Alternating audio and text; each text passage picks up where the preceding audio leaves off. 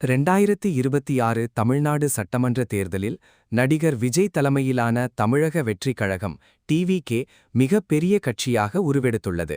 234 தொகுதிகளில் சுமார் 108 தொகுதிகளை வென்று தமிழக அரசியலில் மிகப் பெரிய மாற்றத்தை ஏற்படுத்தியுள்ளது.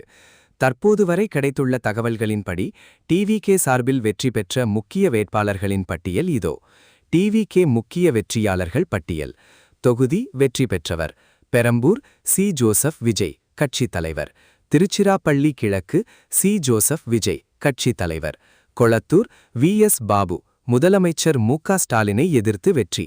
Villivakkam Aadhav Arjuna. Thiruvallur doctor D. Arunkumar. Madhavaram ML. Vijayaprabhu. Annanagar V. K. Ramkumar. Mylapore Venkataraman Gandhiraj. Thyagaraya Nagar Anand N. Ayiram Vilakku Prabhakar JCD. Poonamallee Prakasam R. Royapuram K. V. விஜய்தாமு.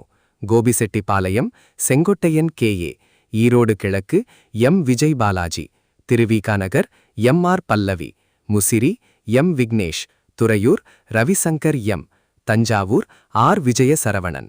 தேர்தல் நிலவரம் ஒரு பார்வை. டிவிகே 108 இடங்கள், தனி பெரும் கட்சி. டிஎம்கே கூட்டணி 74 இடங்கள். ஏஐடிஎம்கே கூட்டணி 52 இடங்கள்.